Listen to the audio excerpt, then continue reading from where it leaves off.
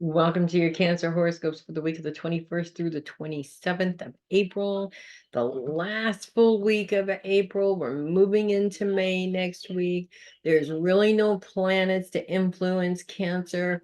The Mercury retrograde is ending this week, which is the really, really good news. On Wednesday, Mercury's retrograde ends. It's over. We still have about a week of shadow period. So to the following Wednesday, and things will hopefully smooth out and everybody will just stop acting so crazy because oh my god, this last week there's been a whole lot. I have to say there's been a whole lot of crazy. Okay, I'm just just putting it out there.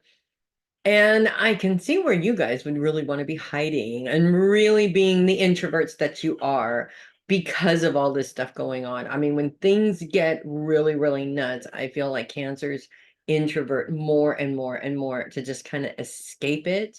And because it's uncomfortable to be in that space where everything's nuts or where everybody's fighting with each other or what have you. It's very uncomfortable. And I can totally understand that. Having a Cancer rising myself, I like to just step out of the crazy and not be involved. You're going to have a drama llama fest. Okay, I'm going to go over here and color in my coloring book because I don't want to be part of the drama llama fest. So I completely get where you're coming from. But there is more to that introvertedness this week than normal as we are moving into focus on very, very deep, deep stuff, inner trauma stuff, triggers from that inner trauma coming up a lot because of this focus. And as we're moving into it, it sucks. It's going to suck for the next 3 or 4 weeks, more than likely, because this focus is going to continue. And it's only being amplified by Vespa, which continues to be in Cancer as well, really bringing up issues with security. So, insecurity, the blanket of insecurity, if you will, most of those insecurities start in at a very young age for most of us. I've heard that Cancer men can be very difficult, very angry, maybe even very mean when they grew up or were raised with mothers who weren't present, who weren't very demonstrative in their affection, or were could in many cases disconnected or abusive. Even instances where you have a mother who can have some instabilities and tends to use the child, pardon me, as her therapist, is always talking about the problems with the child, which is a lot to put on a child, by the way. But at the same time, we all do that from time to time. So it's one thing if you're doing it every now and then. It's quite another thing if you're, say, in a position to where you have to worry about your mom all the time because she's constantly dumping her emotional stuff on you. That's different. And for Cancer children, that can be a very heavy responsibility, heavier than they would like, especially because Cancers are nurturers, and nurturers want to fix things. They want to make people feel better. If you think about what nurturing means, it means um, going to your child when they're sick in bed with chicken soup and orange juice, because these things are going to make the child feel better.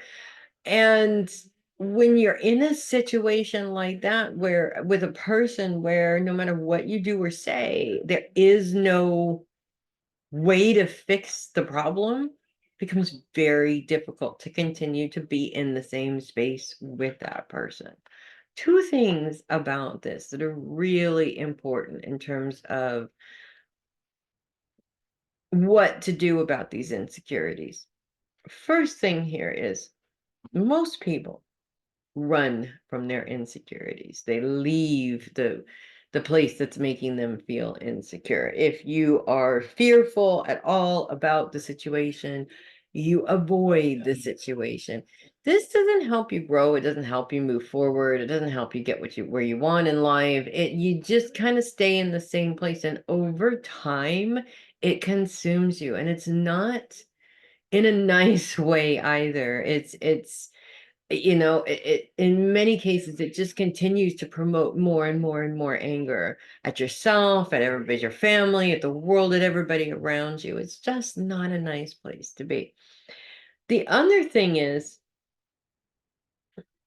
that for many cancers, insecurities are a thing already and always are. I mean, when you look at the zodiac as a life cycle, Cancer is about puberty age, where everything is just weird and uncomfortable and not right. And it's almost like you stick out like a sore thumb in some way. So really, cancers are kind of in this space already. So to amplify this and make it worse is just like we really needed this. I know. But there's a reason. There's always a method to the madness when it comes to astrology. And that reason is it is bringing these insecurities to the surface. And these insecurities are brought to the surface so that you can identify the root of the insecurity and you can work through that trauma. It doesn't go away, but you learn to live with the trauma instead of being guided by your trauma, which is really important. And when you allow your insecurities to be the excuse as to why you have to run into your little cave and hide, that's actually over time, while it seems like the easy thing to do at the time or what makes you feel comfortable at the time, it makes you more and more and more uncomfortable as life continues. Don't believe me? That's okay. You don't have to believe me, but I guarantee there will be a point in your life where you realize that that was probably true. Although you also may not, because if you introvert all the time, then you don't know if there was any good on the outside, if that makes sense. Truth of the matter is life is a struggle. Why we continue to wonder why life has to be a struggle, I don't know, because life is a struggle for everybody. Our perception when we look at other people is that it's not for them, but that's not true. It's a struggle for them also. They're just not walking around with it on their shoulder, a big old sign that says, "Hey, I'm struggling." Some of us do that a lot, and we're sort of reaching for somebody to understand that. But everybody else is so consumed by their own struggles that they're really not understanding yours, if that makes sense, which makes things very difficult. So I feel that this week it's important to take the opportunity when these insecurity triggers do come up to understand where the root comes from, to forgive yourself for whatever it is that you feel guilty about. It's really weird, especially when trauma comes from childhood. We continue to hold on to our perception at that time of what was happening. So for instance, a child who's sexually abused will spend their entire lives feeling like somehow they put themselves in the position to deserve that. Now, no child puts themselves in a position to deserve that, but that's what we all think. And because that's what we think, that guilt becomes stronger and stronger and stronger as you go through life. And without changing the perception, it consumes you. And that's what we want to try and avoid in terms of healing. That's what healing is. It's saying, I know I had trauma. I'm not going to let it consume me. I am changing my perception. Being sexually molested was not my fault. I did not ask for it. I did not go out of my way for it. And even if I did, I was a child and that adult should have known better. So it's still not on me necessarily. When you release that guilt, the trauma becomes a little bit lighter and a little bit easier to handle, and it rules your decisions a little bit less. So that's what I have for you guys this week.